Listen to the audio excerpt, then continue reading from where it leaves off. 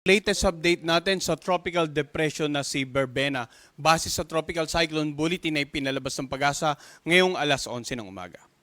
So sa ating latest satellite image animation, mapapansin po natin na patuloy ngang kumikilos dito sa may bandang Visayas, Southern Luzon area ang tropical depression na si Berbena. At kanina alas 10, ito ay tinatayang nandito sa may bandang coastal waters ng Hamtic Antique. Taglay ng bagyong si Berbena, ang lakas ng hangin umabot hanggang 55 kilometers per hour malapit sa gitna nito at ang pagbugso aabot na hanggang 90 kilometers per hour. Kumikilos naman ito sa direksyong west-northwest sa bilis na 35 kilometers per hour. So, mapapansin po natin na yung malawak na kaulapan ng bagyong Berbena talagang nasasakupan nakararaming bahagi ng Visayas, nakararaming bahagi ng Southern Luzon at maging ilang bahagi ng Mindanao. Dahil dito nakataas pa rin ang wind signal number 1 dito nga sa mga lugar na naka-highlight ng light blue. Sa Occidental, Oriental Mindoro, sa lalawigan ng Romblon, northern at saka central portion ng Palawan kasama nga yung Calamian, Cuyo at Cagayancillo Island.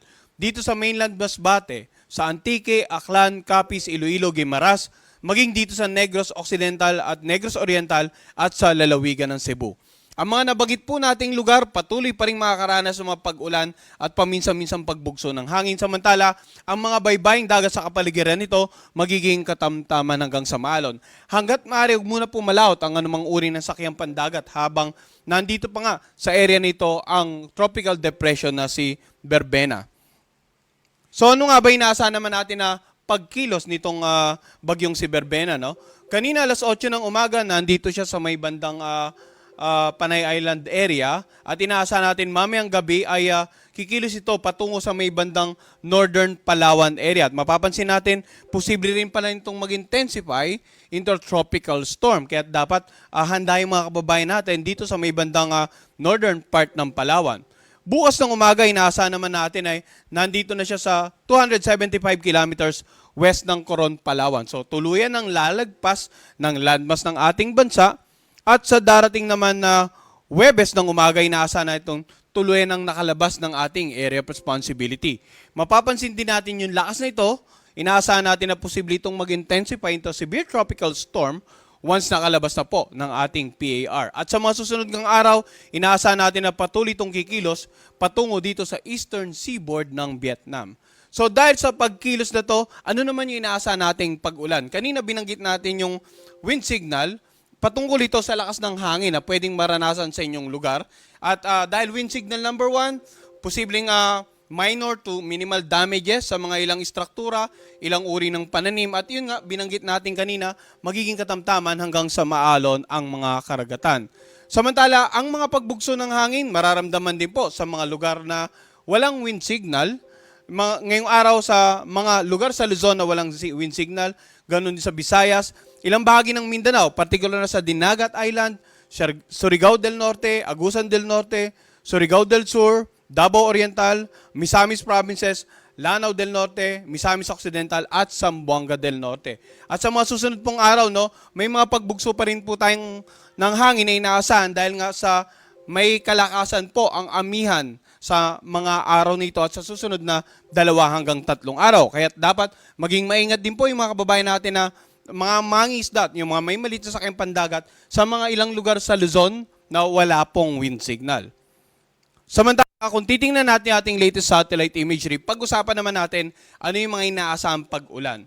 Bukod dito sa bagyo, makikita po natin may nakatutok tayong shear line sa Luzon, amiyan sa hilagang bahagi ng Luzon. Kaya iyan po yung reason kung bakit yung mga pag-ulan natin na bukod dito sa malapit nga sa lugar na may bagyo, meron din tayo inaasahang pag-ulan sa silangang bahagi ng Northern at Central Luzon dahil po yan sa amihan at shear line.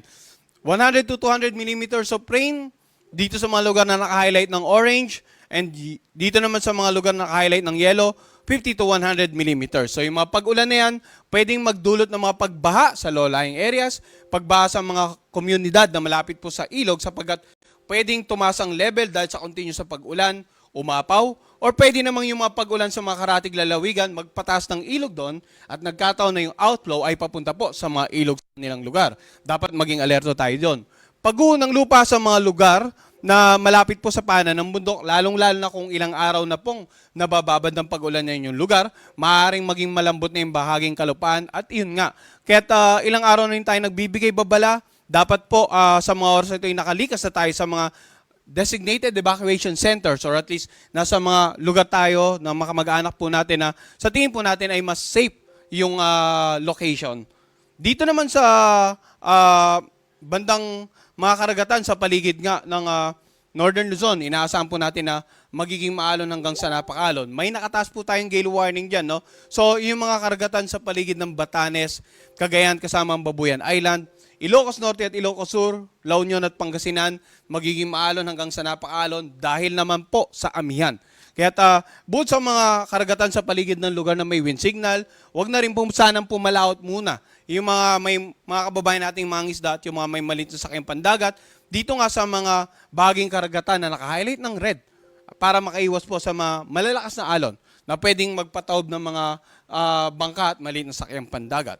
Every 3 hours po, magbibigay tayo ng update tungkol sa bagyong si Berbena. Ang susunod nating update ay mamaya namang 2:00 ng hapon. Yan po muna ang latest mula dito sa Pag-asa Weather Forecast.